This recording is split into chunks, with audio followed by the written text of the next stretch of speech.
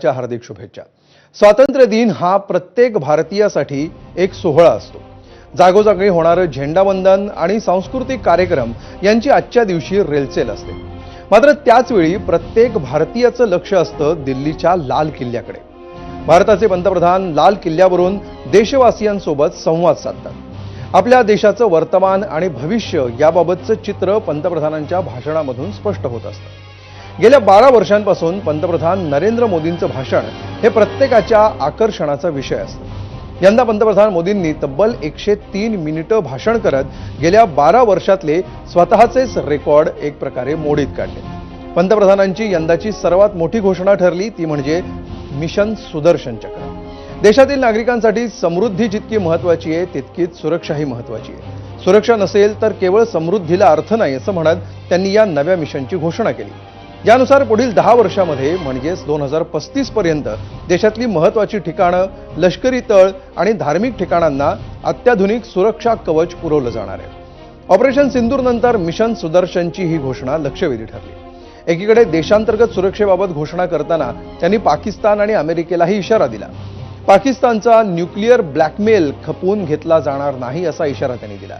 तर भारतावर tariff bomb टाकणाऱ्या America आणि डोनाल्ड ट्रम्प यांचं नाव न घेता भारत कुठल्याही दबावासमोर झुकणार नसल्याचंही त्यांनी ठणकावलं।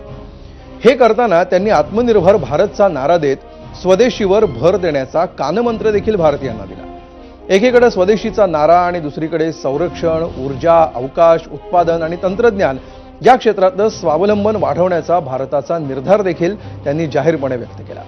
सर्वसामान्यांसाठी पंतप्रधानांनी केलेल्या आणखी एका घोषणेनं लक्ष वेधून घेतलं आणि ही घोषणा होती जीएसटी बाबतची। या दिवाळीमध्ये तमाम भारतीयांना जीएसटी करातील सवलतीच्या रूपानं मोठी भेट देण्याचा इरादा पंतप्रधान मोदींनी बोलून दाखवला।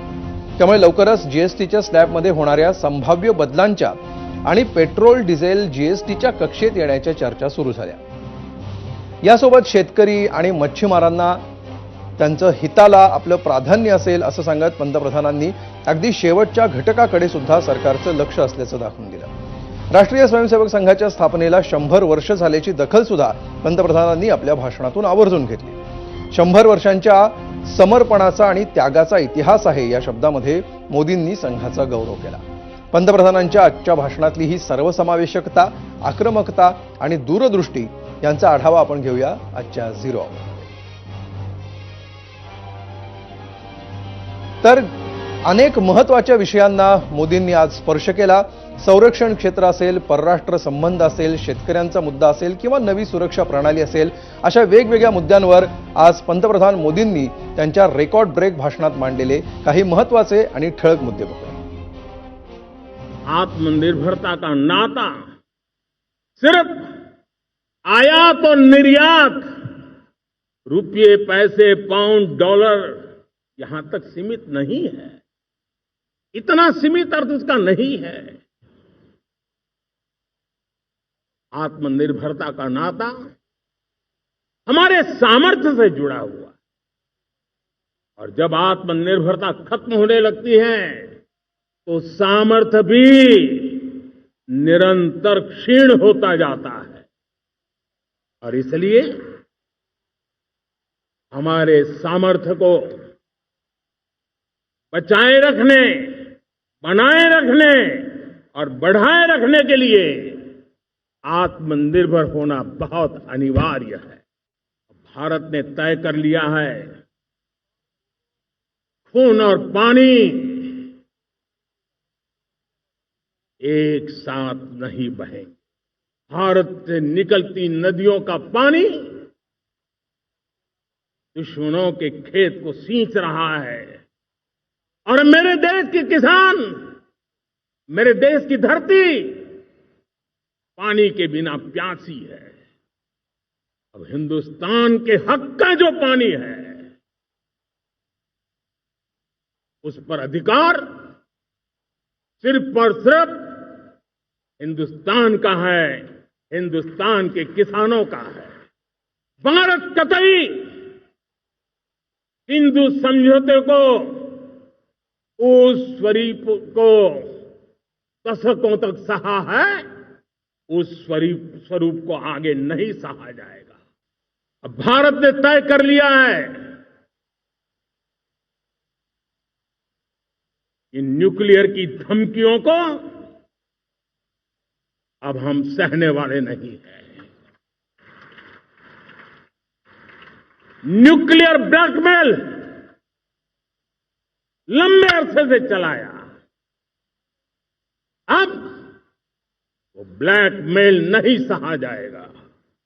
हमारी सेना ने वो करके दिखाया जो कई दशकों तक कभी हुआ नहीं था।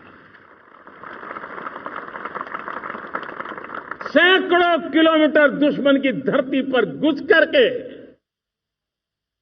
आतंकी हेडक्वार्टर्स को मिट्टी में मिला दिया, आतंकी इमारतों को खंडहर बना दिया।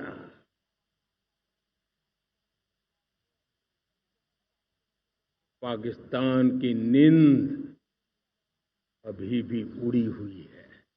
मेरे देश के युवा वैज्ञानिकों को, मेरे टैलेंटेड यूथ को, मेरे इंजीनियर्स को और प्रोफेशनल्स को और सरकार के हर विभागों को भी मेरा आह्वान है, क्या हमारा अपना made in India fighter jets के लिए जेट इंजन हमारा होना चाहिए कि नहीं होना चाहिए? न्यूक्लियर एनर्जी में 10 नए न्यूक्लियर रिएक्टर तेजी से काम कर रहे हैं। 2047 तक, जो कि हमने विकसित भारत का लक्ष्य तय किया है, जब देश की आजादी के 100 साल होंगे, हम परमाणु ऊर्जा क्षमता 10 गुना से भी अधिक बढ़ाने का संकल्प लेकर के आगे बढ़ रहे हैं। पिछले 8 साल से हमने जीएसटी का बहुत बड़ा रिफॉर्म किया, पूरे देश में टैक्स के बर्डन को कम किया, टैक्स की व्यवस्थाओं को सरल किया, और 8 साल के बाद समय की मांग है कि हम एक बार उसको रिव्यू करें।